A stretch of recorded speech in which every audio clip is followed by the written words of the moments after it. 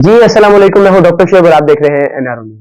नाज़रीन, एक काफ़ी लंबे ब्रेक के बाद आपसे दोबारा से कनेक्ट हो रहे हैं। कुछ पर्सनल रीज़न थी जिसकी वजह से जो है ना बीच में ये ताल्लुक मुनक़ता हुआ, लेकिन अब इंशाल्लाह आपसे वादा है कि ये एक ताल्लुक जो है इसको दोबारा दोबारा बहाल करेंगे और आपकी मोहब्बत जो आप हमसे दिखा रहे हैं उसका भी शुक्रिया साथ-साथ अदा करते रहेंगे। लेकिन आपसे रिक्वेस्ट है कि अपने इस चैनल को, जो आपका अपना चैनल है, आपका अपना प्लेटफ़ॉर्म है, इसको लाइक, शेयर, सब्सक्राइब लाज़मी करें, बेल आइकन प्रेस करें और वीडियो पसंद आए तो उसको लाज़मी शेयर करें और कमेंट सेक्शन में अपनी राय लाज़मी दें।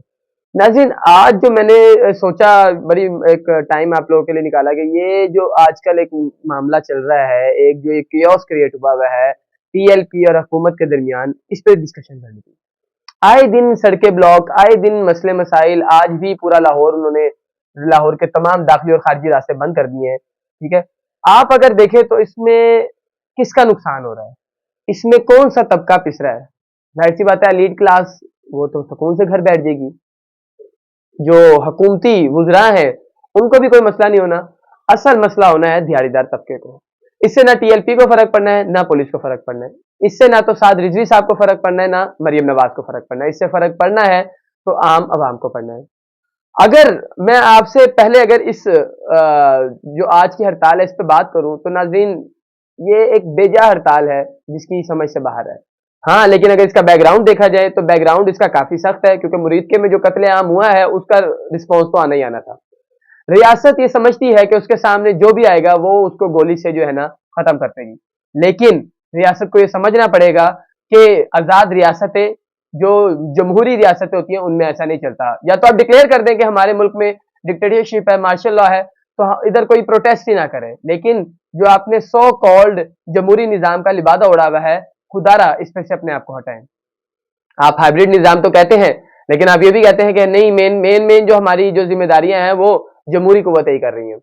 तो किसी भी महज़ब माशरे में उसके अवाम को अगर एहतिजाज की इजाजत ना मिले तो वो महज़ब माशरा नहीं, बल्कि एक डिक्टेटर ज़रा सोसाइटी होती है।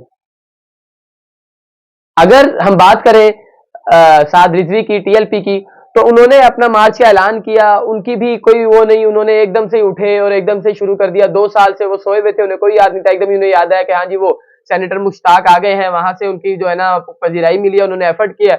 उन्होंने कहा चले हम भी इसमें जो है ना अपना लुच फ्राई करें, और वो उन्होंने कहा जी हमने जो है इस्लामाबाद की तरफ कदम रख रहे हैं। लेकिन मामलात इतने ज्यादा गंभीर हो गए कि साद रिजवी साहब को भी छुपना पड़ गया, उनके भाई हनस रिजवी को भी छुपना पड़ गया, और हुकूमत ने फुल क्रैकडाउन का मंसूबा कर लिया। और उन्होंने ये नहीं देखा हुकूमत ने कि ये हमारे अपने ही लोग हैं। हुकूमत ने भी यही समझा कि हम इसराइली हैं और ये सामने वाले जो हैं फलस्तीनी हैं। तो उन्होंने अंधाधुंध फायरिंग की। उन्होंने जितना जबर, जुल्म और फस्तायत दिखाना चाहते थे उन्होंने दिखाई।